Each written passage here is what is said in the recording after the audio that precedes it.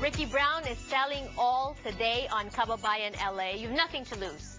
No, nothing to lose. And when you remember these stories and talking about the Philippine national team and Danding, we're going to be talking about Crispa, Great Taste, Michael Keon later still on the show. What feelings does talking about this evoke?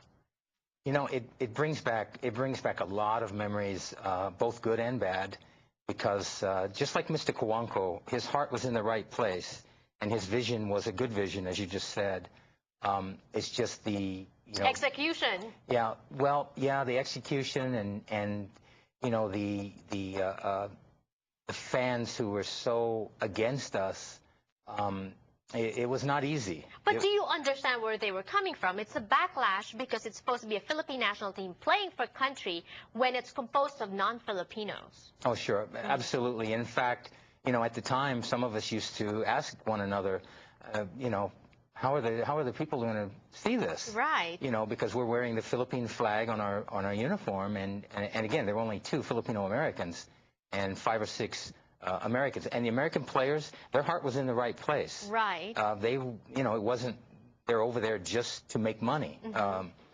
They really embraced the opportunity to represent the Philippines, but it was a very peculiar situation, to say the least. It was a little bit of, it's not genuine, I would think, because, you know, where will they get the passion to play for the Philippines if they don't have Filipino blood? But it's not only the Filipinos that didn't like and didn't embrace this team. Even in 1982, after other Asian countries threatened to boycott the ABC Games, the RP national team disbanded. So that was the reason you went, and then the team disbanded. You, I imagine, found yourself in a limbo. Yeah, just to share a quick note on that, what Mr. Cojuangco did and Ron Jacobs did is he cut the team, the American piece of the team, down considerably, where there were only 3 or 4 of us that were planning on going to the ABC Games in Calcutta. And we were preparing, and we were still going to be very, very competitive. We thought we could win it. And at the last minute, the other nations said they were going to boycott the games. So we were just put in limbo. Right. And in 1982... I came back, and we were still waiting, and that was the most difficult year for me because everything was being questioned, and there wasn't any convincing movement to reinstating this team. So basically, it's 1982, and I felt like I was in the prime of my basketball career. Yes, and I don't you have weren't playing. I don't have a team to play for. Yes. So what I did is, just to occupy my time, I went back to school. Okay. At De La Salle. I took some classes, and I played exhibition games with De La Salle. And, you know, in fact, on my Facebook, I have a few pictures of Who did me you play? Yeah. Do you remember who you played with? We played against other countries. Oh, okay. When they came in. Okay. I didn't get to play against Ateneo or anything like that. Right. I would have loved that. But who were your teammates in La Salle at that time? Franz Pumaden, Kenichi Ituri. Yes. Pilo Pumaden was the coach. Okay. It was a great group, fantastic, and a lot of those guys ended up at San Miguel. Yes, and you had fun with them? Yes. Was that, you think, did that give way for people to embrace you more and maybe try to clean some of the negative notions from being with a team that wasn't really embraced? I don't think so, because out of sight, out of mind. I was in Manila, but I wasn't playing anywhere. You know, there was no exposure other than with La Salle, and it was very minimal. So there was still that stigma of myself being part of that RP team. Right. And in 1983, and this must have been difficult for you, the following year, 1983, you mentioned earlier your loyalty was to Danding and to the RP team. But in 1983, you made a decision to leave the team. What was it like? Yeah, I remember that conversation very well. I went to see Mr. Cojuangco, and I asked him for, you know, his blessing and permission to go to the PBA, because there were teams.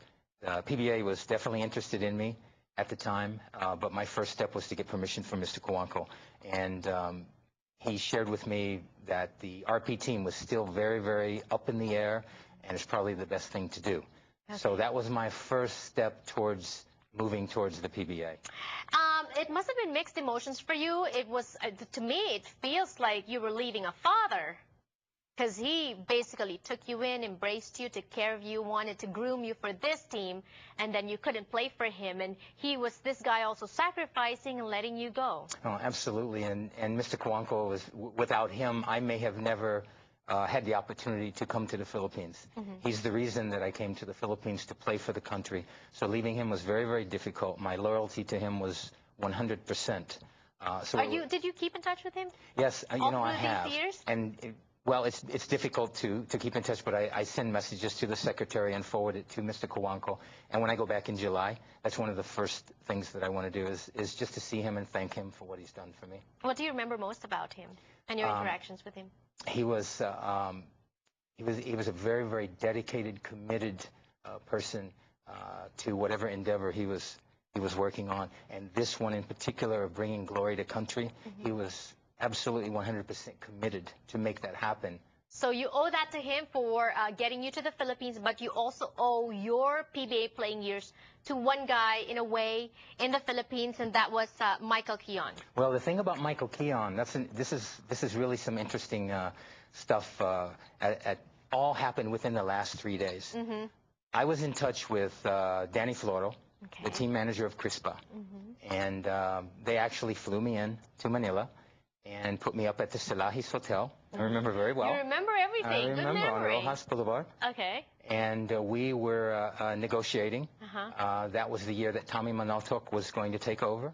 And they already had a mega superstars with Atoy Ko and Philip Cesar and Abit Gidabin and Bernie Fabiosa. It's exciting. So it was really exciting for me to go to one of the powerhouse teams, along with Toyota at the time. And then, all of a sudden, the last couple of days, I get a contact call from Gintong Alay. All right. We're going to be continuing this discussion when we return on the show. So Gintong Alay, talking to Crispa and then getting a call from Gintong Alay, and that turned things around. We're going to be talking about that when we return. Don't go away.